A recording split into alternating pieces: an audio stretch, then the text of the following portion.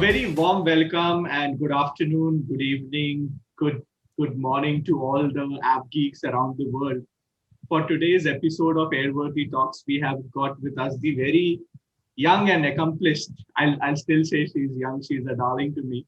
Uh, Mrs. Salome Cupid. Salome has been an airport customer experience professional for almost 20 years.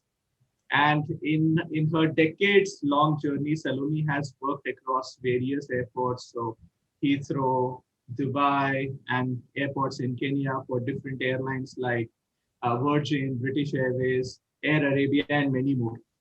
She is one of the best and a very kind-hearted aviation professional. I know her in person. I've worked with her during my days at Heathrow, and she's one of the best customer service executive whom I know in person. So let's now dive down deeper into the topic of today's podcast, which is about the world of airport customer services. So Saloni, very warm welcome to the show. Thank you very much, Shubhashish. I'm very pleased to have this conversation with you. And yes, it does take me back to those days that we used to have similar conversations at the airport in Heathrow. And, it did make our days go faster, really. Yeah, so I have been in the aviation industry for about, just over 20 years, about 22 years, just to correct you there. And yes, I've worked in different airports around the world. And when I worked in Air Arabia, it was Air Arabia in Sharjah Airport, not Dubai Airport, but it's kind of like in the UAE anyway. And it has been a very pleasant journey because I have, had an opportunity of meeting a lot of new people, cultures. I picked up a lot in experience as well. So yeah, so I'm happy to engage and talk about what you would like to know, what you want to, how you Yeah, want to take this conversation further.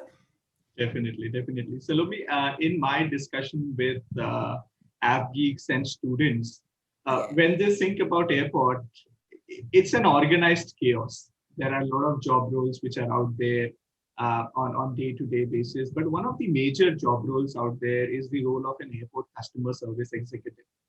Now, that job itself is a multidisciplinary job. It's multitasking involved.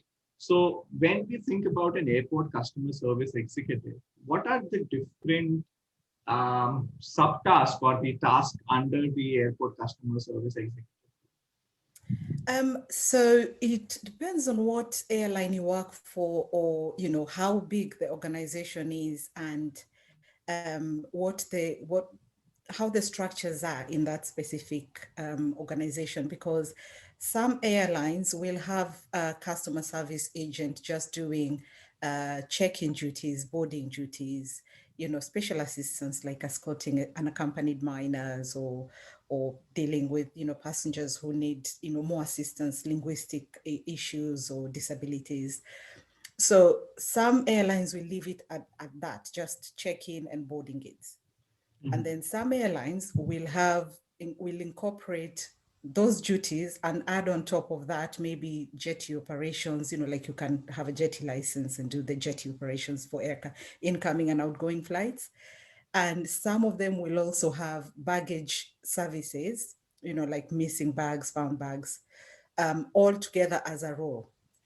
So as I said again, it will be dependent on how big your organization is or how many flights you handle. But I've had the opportunity of working for basically, I think, all scenarios. So I've worked for airlines that had me as basically an all-rounder. On the day when you come in, you will be doing check-in, you'll be doing baggage, you'll be doing jetties, you'll be doing an accompanied minor. So on the day where you're needed, you do it that way. And I've also worked for airlines that I've only been, yes, a customer service agent, but only in baggage. And then I've worked for other places where I have been in charge of the customer service team, and in places where I've been like a turnaround coordinator. So basically I've done everything. Right. Absolutely right, Salome. And you talked about you being in the aviation industry for the past 22 years. And one of the major aspect of working in an airport is that every day is a new day. Every day Every day, it's a new scenario. Mhm. Uh, and But then there is a typical life to Salome as well on a day-to-day basis. So, what is the day in the life of a Salome like at Heathrow? Let's say, what is your day in the life?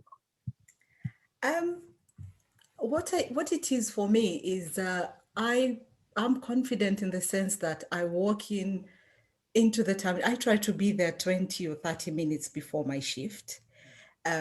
I do, kind of like get myself ready at home so that when I get to the airport, the only thing I need to do is just relax and wait for my shift and, have a cup of tea.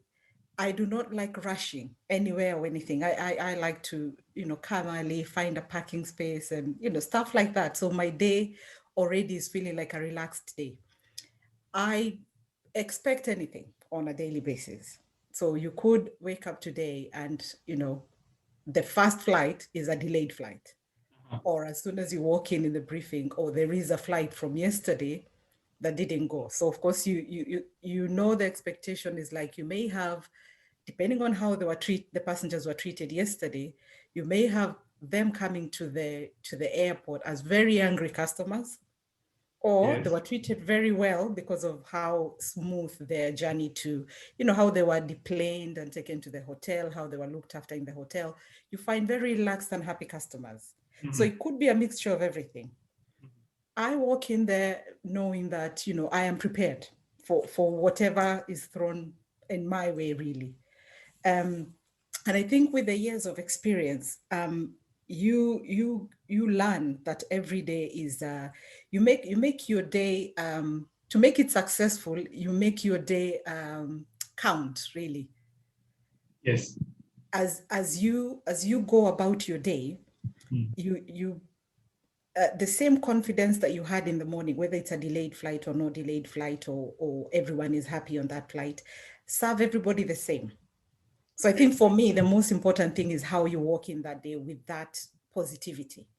Yes. Do not be a victim of your own negativity, because that will affect the daily operations, either at work, even at home. So I leave all that behind. I store those away, Mm. and then I come in as a fresh person every day. Brilliant, brilliant. Well said, Salome. And this is a very good tip for all of you out there.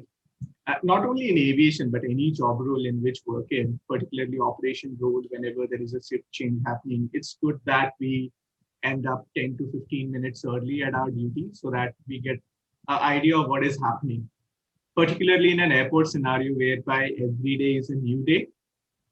Just having there early, you can sense the rush, you can sense the calmness, you can sense the tension. And once you enter, you could mentally prepare yourself. Suddenly, I was late for a lot of my early morning shift. You have seen me just running to have my sign in at the right time. So, yeah, that's a tip for me as well to be early at work. Uh, Salome, from your decades of experience, not every day is going to be good. Not every day is going to be bad. So just wanted to know what has been your best experience as a customer service agent and what has been your worst experience as a customer service agent. Hmm. I think in aviation, it's the worst is when we have a delay. I think that Mhm. is what everybody, you avoid that if you can. But certainly there is days that it's inevitable, it's beyond you. So if it's something like, an act of God, let's say the weather, or issues at the airport, there's no way you can predict how you can make your day better. You could be exceptional as an airline or as a person, but then the system or the situation can let you down. Right. So I think it's just how you bounce back from, or turn that situation, damage control, I'd call it, because of the confidence that maybe is instilled in you or you have in yourself. You will be able to deal with each and every situation as it comes. Hmm. So I would say the best times for me is when I have had a conversation, or I've delivered a service to any customer, and they walk out away from me with a smile. I want them to walk to me happy and positive that I'm capable of doing my job. And I want them to walk away satisfied that I've met their expectation. And if I didn't, I would like them to tell me if they can, for me to make it better. Or if I can't, then I can see how I can. I would not want to say, I don't know what to do. I would like to say, I can find out for you. Because I don't know everything. So Right. you try and Absolutely. deal with it on the day. So, there has been countless times when, people have felt let down, not by me as a person per se, but, and I'm not blowing my own trumpet, but I do not have very many worst moments, I would say, in the job. I can say my good days outnumber the bad, in a sense that I try so much to resolve all my issues, Mhm. on the spot if I can. The Absolutely. best ones have been, when passengers write back, to your managers, Yes. or through colleagues, or even anonymously. So you're just surprised by a very good comment or very good feedback from customers that you don't even remember, Mhm. because Mhm. for you, you did what you did as part of your job. You didn't expect any praise, or you didn't expect, someone will give you any presents or anything like that. You came in and did the job. And I think for me, it's because I come in and I love what I do. Absolutely. I say, if you come to that, if you're in the airport, in a job like in customer service, especially at the airport, people pay so much money for these holidays or whatever reasons they're flying for business and all. You could make or break that day for them. So if Absolutely. they've paid so much money, I want you to get value for your money, for that when you come there, let me not be that person who spoils it. So those are my good days. On a bad day is when I would have, an example of, let's say you have systems breakdown, like baggage belt failure. Yeah. It's nothing that any airline has done. It is just, something that, that has happened not only to you, but maybe to other airlines Other as well. airlines We're as all well. in the same predicament. But what customers, or some customers, will not understand, they want somebody to blame. Yes. Because the airport facilities, there's not always an agent or a desk they can go and complain to. They will take it up on you. Mhm. They want to see, what customers want is for you to tell them what's happening, basically keep them informed, what you're doing about it, and they're more worried about their flight. They don't care about your systems breaking down. They just want you to tell them, are we going to make it for our flight?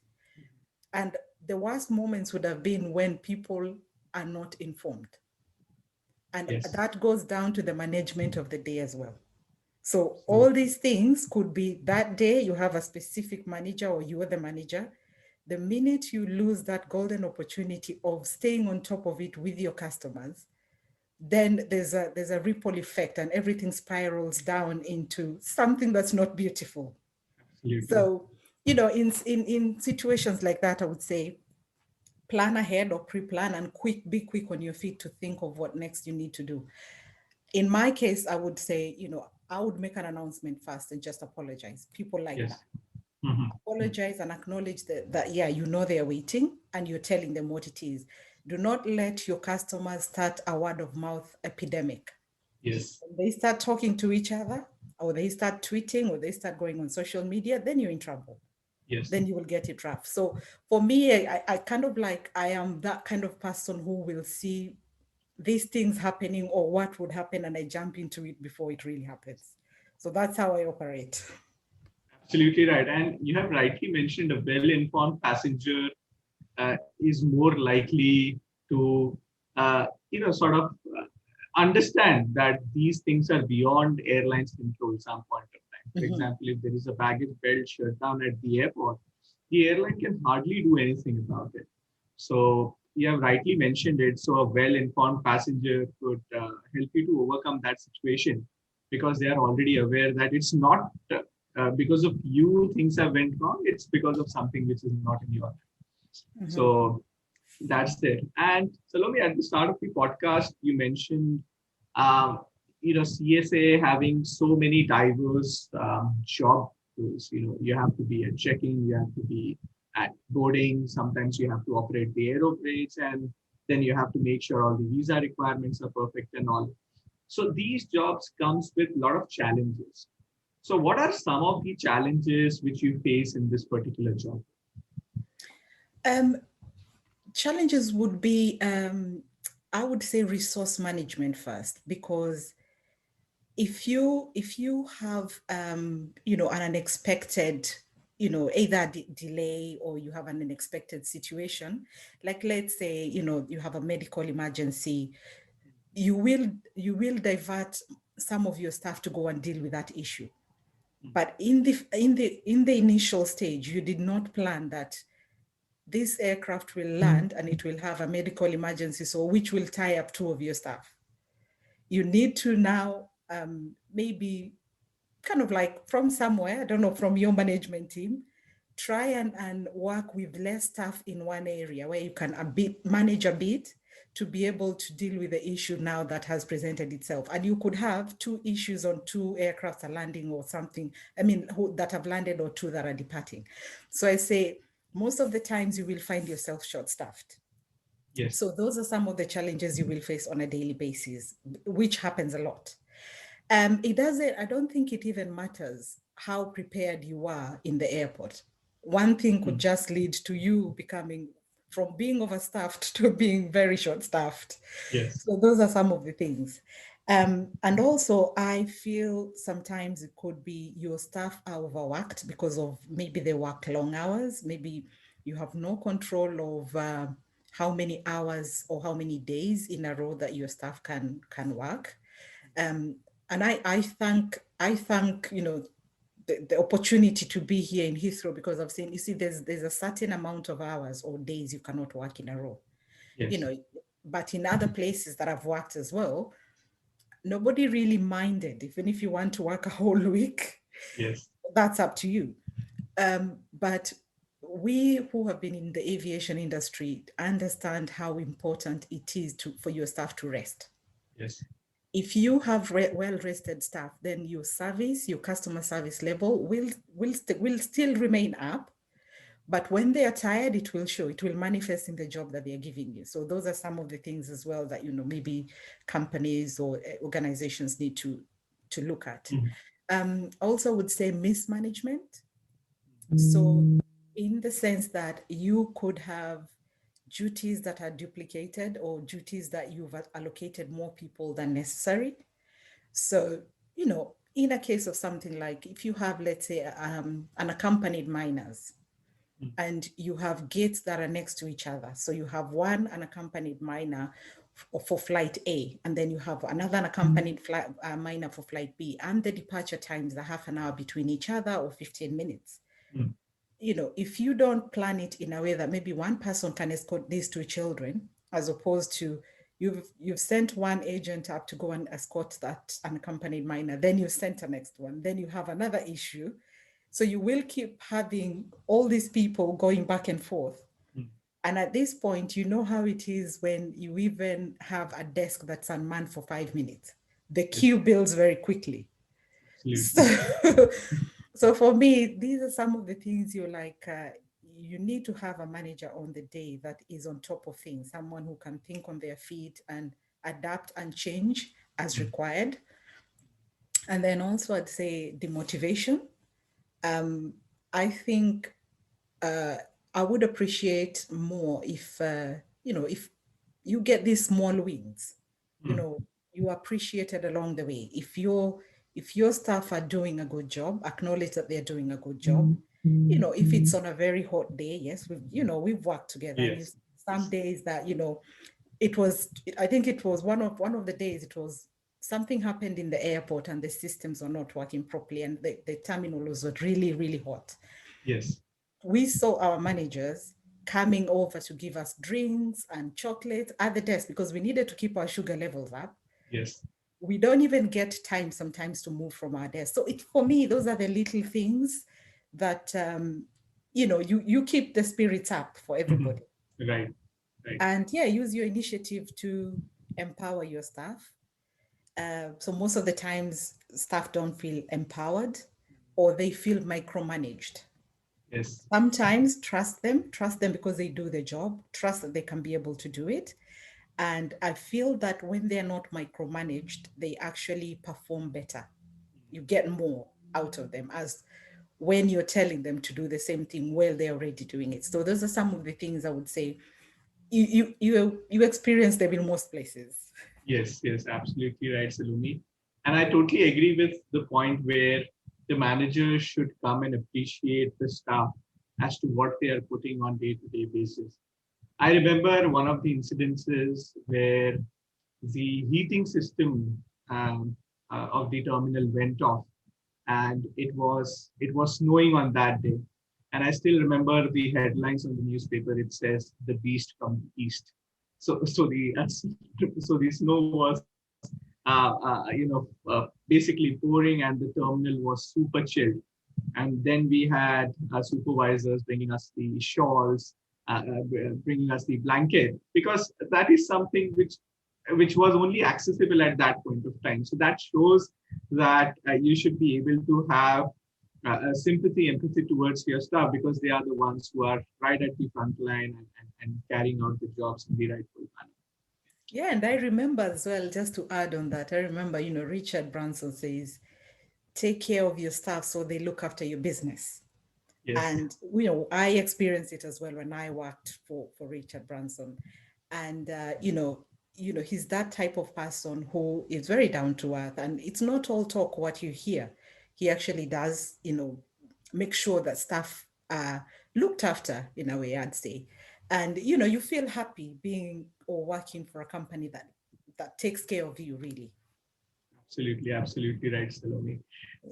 It's getting interesting, Salome, and uh, you see, when we start our journey as a customer service executive, we are fresh, we are young, and we enter the industry.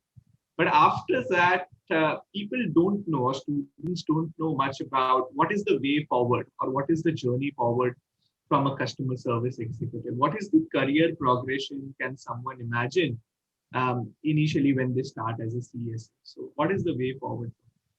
um I would say, you could start as a customer service agent, and you could branch out to basically anywhere in aviation. You could start as low as a check-in agent, and you could be, a manager of a department, or an outstation manager in charge of startups, or managing staff, in other places or where you are. You could be a turnaround coordinator, you could be a trainer. I think it goes to what you want, you could achieve it at any level you start at. That is how I would put it. I think it is wise to say that when you come to the airport, don't just focus on one area. Mm, Come over and learn. Put your hand in everything if you can. Just shadow where you can, and then you find your niche. You know where you fit in, or you know where you're happier. There's people who would love being in the baggage department, and there's people who would hate being in the baggage department. Like, I've had people telling me, they wouldn't work in baggage department because everybody who comes to baggage department is upset. mhm. Right. But then, yeah, because no one wants to lose their bags. Yes. But again, you will have upset passengers anywhere. Even at check-in, you'll still have an upset passenger. Even at the boarding gate, you'll have an upset passenger. Um, all these things is, I say, for me, just walking with a broad mind. Mm, mm. Try everything and then see what you want, and then move up to other places. Right. Yeah. Brilliant. Brilliant, Salome.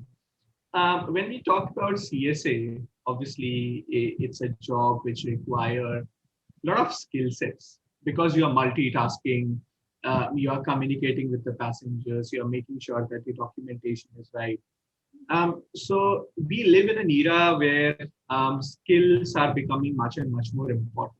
Yes, you need the knowledge, but then again, at the same time, you should need to have those basic skill sets to ace a particular job, or let's say to start a particular job. So, what are some of those skill sets which you want the app geeks to know about as to start a career in, let's say, CS? The most important one, I would say, is effective communication skills. Yes. By effective communication, I mean, do not only be a listener, but be someone who can be able to communicate clearly. All it takes is for someone to misunderstand you, and then there's an issue. So, and I know that, sometimes you try and explain something to a customer, but the way you know it, because you experienced, they do not understand it that way. So I would say put yourself in the customer's shoes and try to communicate them at their level, bring them to an understanding of why you're doing what you're doing. Mm. So everything that you've put as a policy, even though it doesn't make sense to them, find a way to communicate it to them so that it makes sense for them to understand it the way you're trying to say it. Right.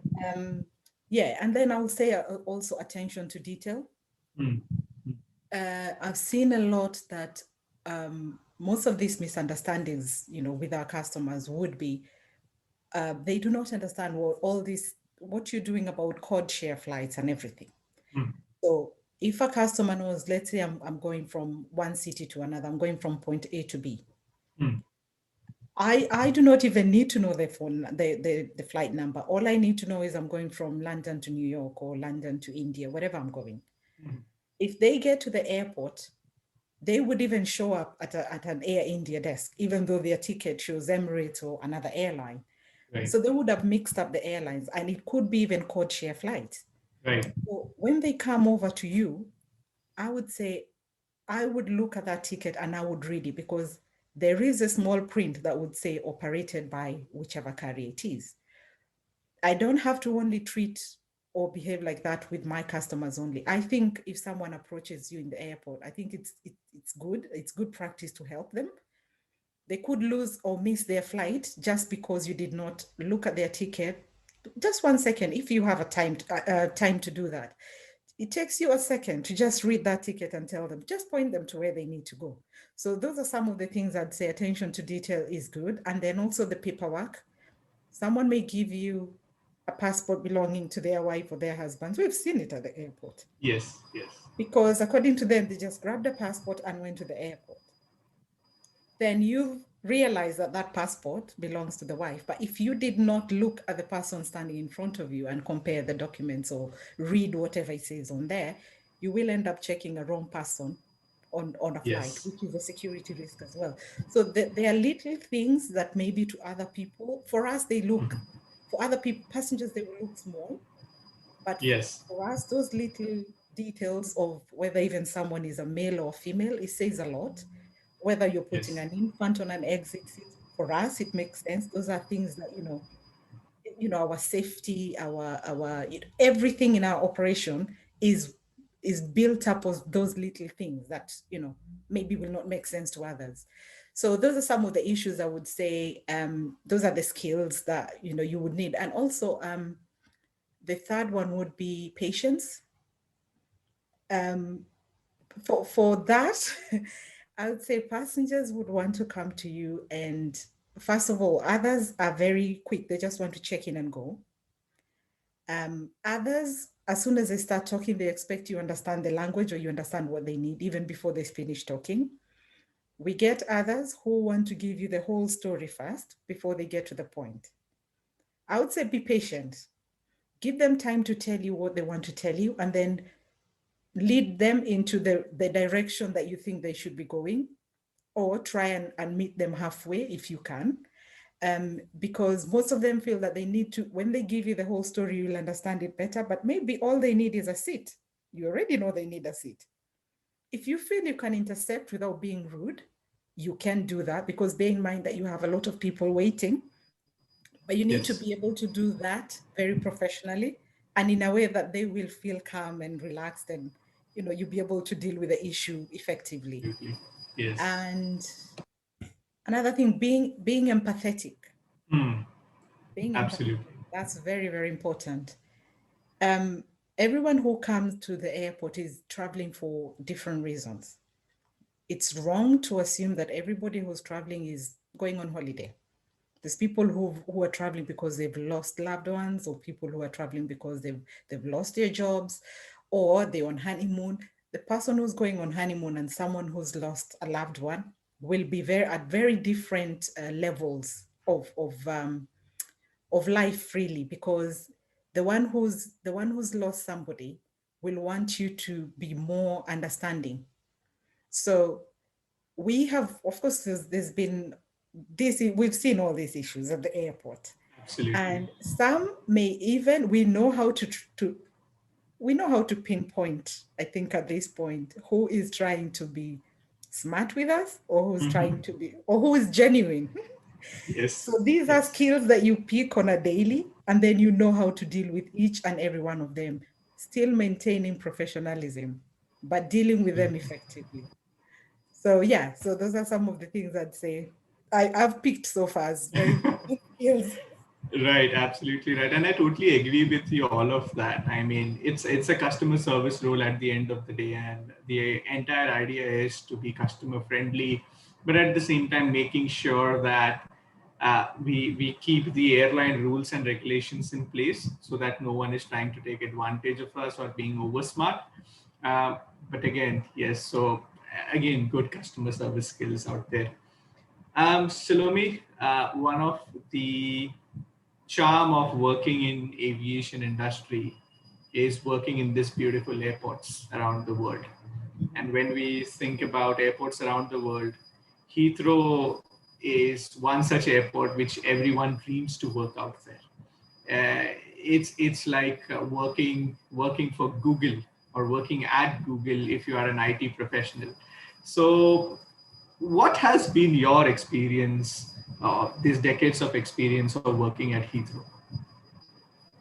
I would say amazing.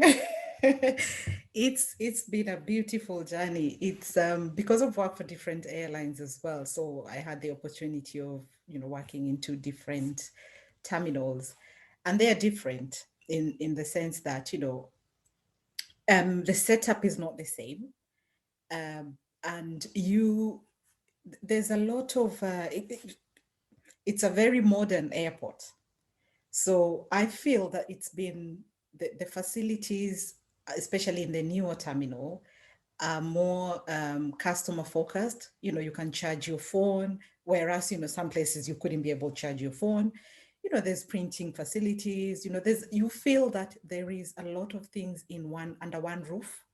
Like you come in and you can eat. There's a lounge. There's you can post a letter. You can buy a bag. There's a lot of things that you can do in this airport. So it feels that even if you come in a bit early, there's a reason for you to be there, because you can shop. There's Yes. opportunities to shop. You can have a nice meal. I like to have a nice meal at the airport before my flight. So, so those are some of the things I think about when I'm in Heathrow. That I would be looking like, I remember when we used to work together, and we would be looking forward to going for our meal, in the staff Yes. canteen. Yes. And yeah, so there's nice facilities, I would say. So Yeah. I I mean, like being there. yes. So they say love is in the air, but at Heathrow, aviation is in the air for all the aviation professionals for sure. It's one of the places where we get inspired by looking at other people who are working out there, and when we some of them have basically dedicated their entire life working out there. We used to have people who have been working there for 30 years, 40 years. That's an entire generation basically Oh, yeah. of time at Heathrow. um, yeah, so And it's Salome, busy as well. It gets very busy, but I do exactly. feel it's organized. Yes. Yes, sometimes in the summer it could be hectic everywhere in the world anyway, but Yes. we've seen summers that it's very, very busy, but it's very organized because you have the marshals, the airport marshals, who would come and control the queues if they need to have other passengers wait outside until the queues die down. So I feel that those facilities, they kick in as soon as to adapt to whatever is happening on the day. Absolutely right. It's an organized chaos out there. Oh, It's right, Salome. I mean, see, the London, despite of having like 4 or 5 airports around it, Heathrow still turn out to be one of the busiest, and people love to travel to Heathrow as to take their flight, despite of having options somewhere else. So, do you think customer service has been a major part in uh, in liking Heathrow more than any other airports out there? yes, I would say that because I feel that I think there's more, first of all, there's more connections out of Heathrow. Yes. And people, even even from experience, you would like to land and connect in the same airport or in the same terminal. It's less chaotic. It's less of a hassle for you as a customer, really.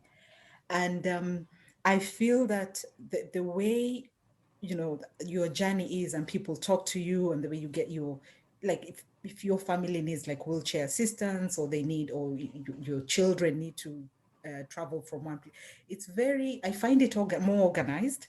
Mhm. And I find that people are willing to talk to you and help you out, because even I get lost in Heathrow because it's so big. Yes, So I yes, still don't know my way around the whole terminal. I still kind of like sometimes, I get lost. That is yes. it. But yeah, I find you get along with you know airport authorities. There's always the police walking around. You get along with them, immigration officials. I feel that people are so integrated.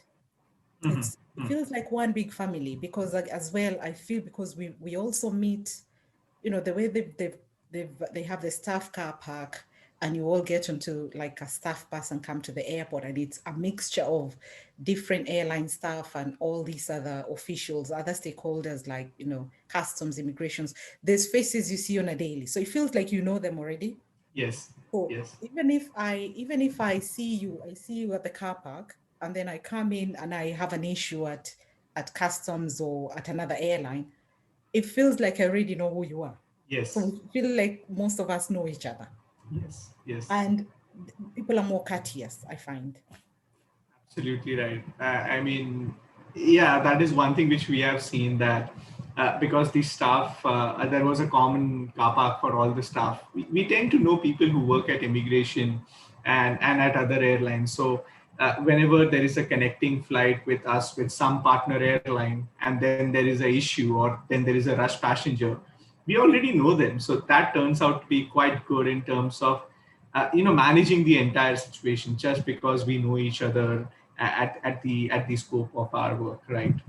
So Mhm. that's out there. I mean, Salome, one thing which we have experienced, that passengers can be very demanding. I mean, they always want more than what they have actually paid for. So what is the one thing which you want the passengers to tell, which would make the life of a customer service executive much more easier on a day-to-day basis? I would say, I think customers, we as customer service agents, we are here to serve you. We are here to make your journeys better. I'm not saying every customer service agent is tip top and very good. There are some who may have other issues going on with them, and a human being, is not perfect. Yes. You will have your good days and your bad days.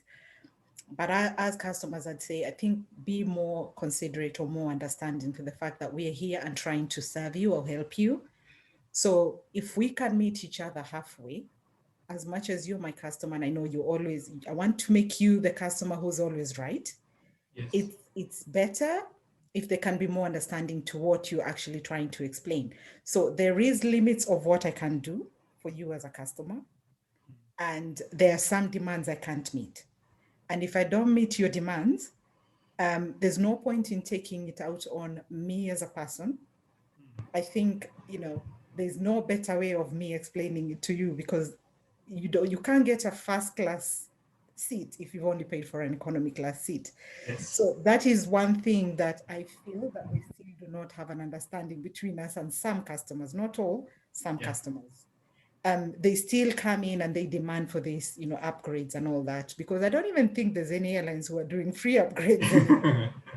Right. For years now, everybody's charging for upgrades, but you Yes. still find people asking for these free upgrades. But it's also a business. Mm-hmm. And I remember in some place you wouldn't go to to a supermarket or somewhere and want to fill up your basket and not not pay for Pay it. for it. Yeah. But these are some of the things that we get a lot on a daily, that people expect the airlines to give them more things for free than what they've actually paid for. So those are some of the things that I'd say we still are, there's a gray area there. We still don't understand each other with some of them. Yeah, I totally agree with you. The golden days of aviation, which used to happen in the 70s and 80s, where traveling was a luxury and you will get a free upgrade all of a sudden. I think that has gone these days, and people now need to understand that. So yeah, times have changed. Talking about changing times, obviously pandemic has affected our lives on day-to-day basis. No matter whatever sector you talk about, every sector is impacted by the COVID-19 pandemic. Um, we don't appreciate much about the airport employees as to their role in the COVID-19 crisis, and I'm sure because we again are one of the persons who are exposed to this viruses at the first place, being working at the airport. So that has its own sort of stresses, that the stress of catching an infection first, because we are right up there working at the airports. That's one side of the story, but at the other side as well, pandemic has changed a lot of job scenarios when we talk about airport and airline jobs. So how pandemic has affected the life of customer service executives? How is this scenario now? Um, I have, seen a lot of people who have lost their jobs in customer service, basically in the airport, really. A lot of people who are close to me, people I know and people I don't know. Now they did become jobless, so some of them are still on furlough because some of the airlines will not return to Heathrow. And if that is the case, then it means that you do not even know, even when all this furlough ends, the furlough scheme ends, in September, these people still will not have a job. So it is a very difficult time, especially for people in this sector, because it's very uncertain Mm, and there's a lot of anxiety. mm. People could say you could find other jobs, but yes, everybody else is trying to find these other jobs, but there's nothing else out there.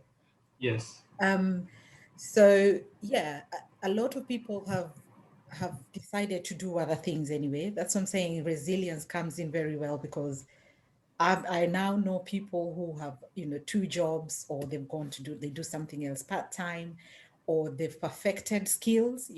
Some are doing baking, some are doing art and craft, and, they're doing the online shops.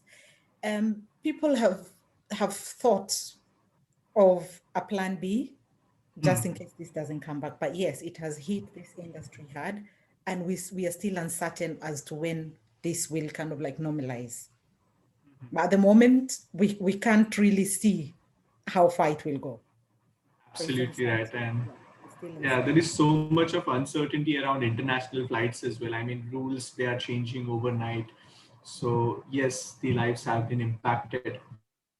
Saloni, technology has always been a boon and a curse for all the industries out there, and the role of customer service executive has been no different. Uh, uh, with the advancement of kiosk and backdrop, do you think that technology will eventually take the job of a customer service executive? Yes, it will. It will. Yeah, because we've seen it. We've seen how quick it is to check in on a kiosk and to drop your bag. That process, if you have no issues, you've got a boarding pass and a tag, is very quick. So where I would be taking 2 or 3 minutes to deal with one customer to check in and all that, this person has done it in less than a minute, and Yes. they've dropped off their bags and they've gone. So I've seen it actually in airports like Amsterdam. The only time you see the agent, like at this particular time when I was traveling, is at the front where you have the welcome host. That was the only human interaction that you had. Right. And they were just making sure that you were on that flight, that specific flight that's dropping off bags at that time. So as soon as they let you go, you are on your own. You go and get yourself a boarding pass, you get yourself a tag. If you have excess baggage, you're paying on the machine. You tag your bag and you send it yourself. So for us, even though at the moment we still have the check-in on the kiosk and the backdrop, you still have an agent who is accepting your bag, basically to scan it in the system. But Yes. some airports now, as I just told you in Amsterdam, you can actually do all that without seeing anybody. Yes. So it is, and then also airlines have now, every airline really, most of them have this, they have their own apps, and Hmm. they're adding features in there, like let's say scanning. Some unaccompanied minors will have a scanner. I mean, a wristband or a lanyard, something that you can scan and you can track the unaccompanied minor, Hmm. throughout their journey. Whereas in before, it would be you have two or three people escorting all these children, and even though you still have that agent, you don't need as many agents now to do the same job that you'd have done with three or four agents. So these are some of the things that, looking in the horizon, the way things are going and the way people are getting to do everything themselves. And now, even with the COVID test certificates, people are uploading those on Hmm. the app. You get your boarding Hmm. pass and everything. You get to the airport, you just drop your bag and off you're gone. So where you needed five people, now you may only just be needing two. So yes, Yes. these are some of the things. When you notice, yes, you're happy that it's technology and all that, but then I can't say I don't feel it. I feel Yes. I feel the future will not be as good as how we've known it in the past. Or it will be Right. good because it will be better and quicker. But then, that's what I'm saying. You need to find something else you can do, or learn a lot of other skills that will still keep you marketable.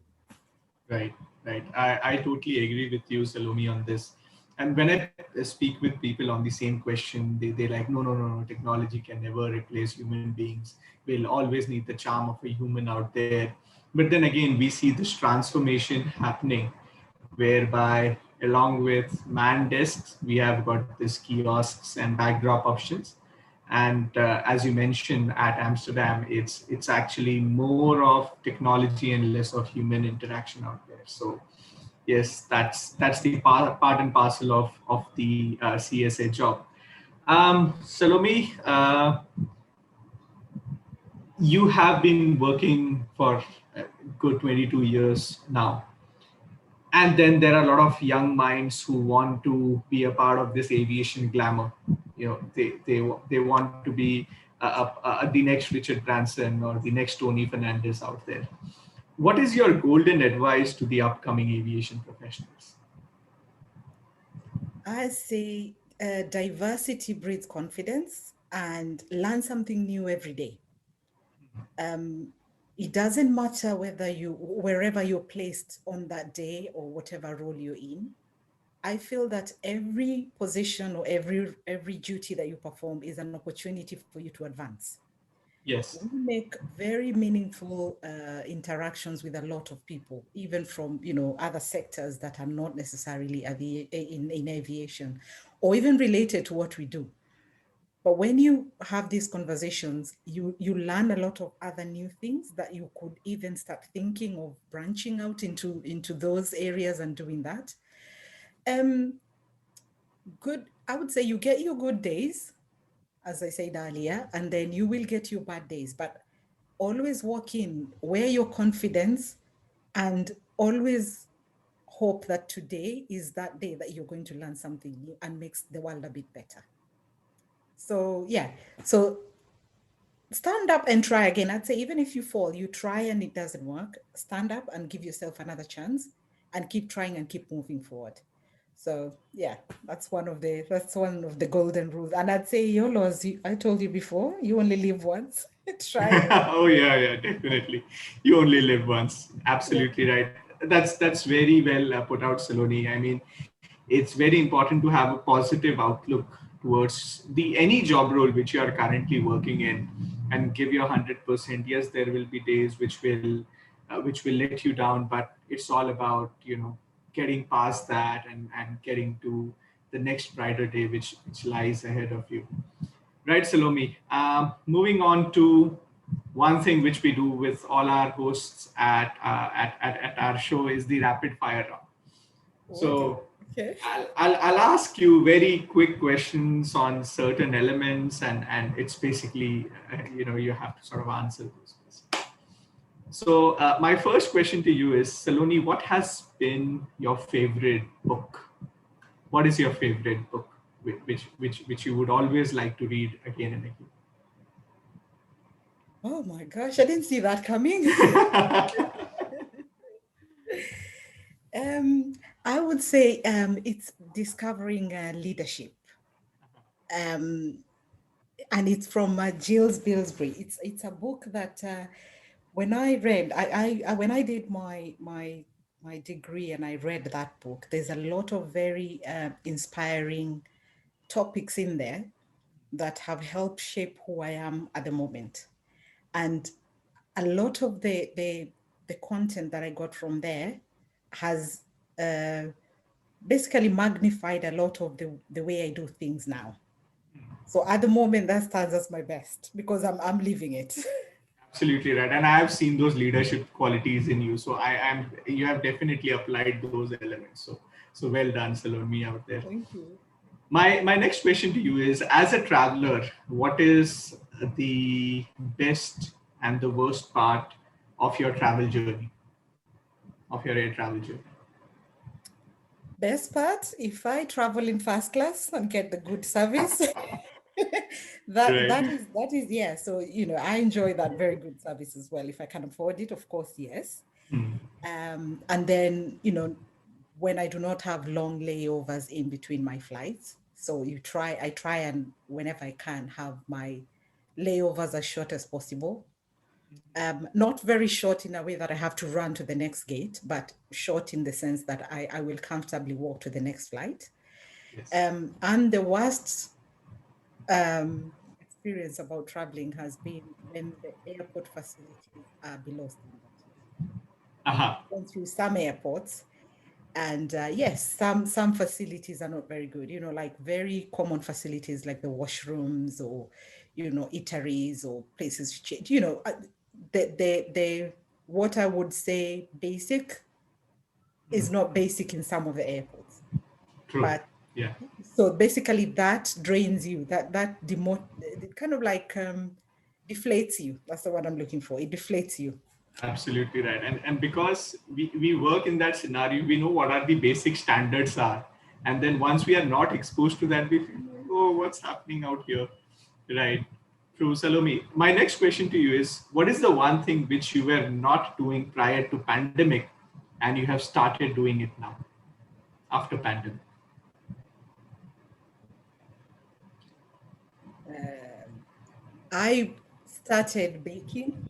Huh? Um, I wasn't doing it before, and I learned how to make Korean donuts, and I'm learning a bit of Korean now. Wow. You'll have my address. Please ship me those cakes right away. Right. Yeah. Uh, my next question to you is, and that is, what will be your advice to the 25-year-old Salome? So, what will be your advice to a 25-year-old Salome now? Never give up. Wow. Never give up. It doesn't matter how many times you try. Just keep going. And I've seen it in myself as a reflection of me as at 25. I think I just kept going. My journey has been, even though I've moved from different airports and in different countries, that was not always because it's my choice. You could work for an airline and then that airline closes down. So it's nothing to do with me. It's just that the job has just, that's just how it ended. But what I've done is I've gone and done something else or looked for another job, or I didn't mind where that job was. I went for it. Yes. I left Kenya and went to Dubai, and I was very confident that I'm going to get a job, and I got a job. So it wasn't like I left Kenya to go to Dubai with a job. I left and went to look for a job, and I actually got a job immediately. I got there. So it's just one of those things that you say it's lucky maybe for me, but I also say your confidence and how much you're willing to push yourself. That counts as well. So don't give up. Brilliant, brilliant, Salome. My final question to you is, if not aviation, then what Salome had been doing? If not aviation, then what else? I would have been a trainer. Wow.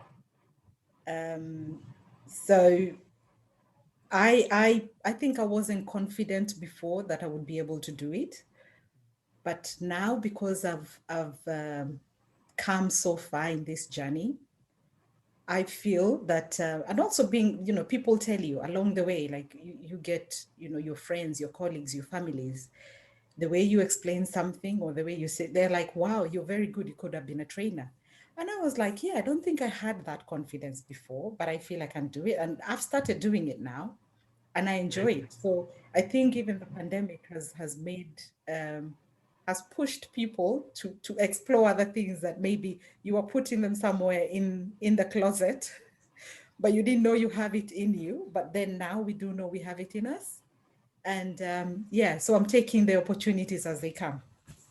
Definitely. And I'm sure that a lot of students will love to be trained by you and get inspired. So that's a very good thought, Salome. Salome, that wraps up our podcast. Thank you so much for taking out the time, for adjusting with the time zones for sure. Thank you so much for that as well. And it was an absolute pleasure to have you as a friend, as a colleague. It was one of the best podcasts which I had. So thank you, Salome, once again for your time. Thank you for having me, and anytime, anytime.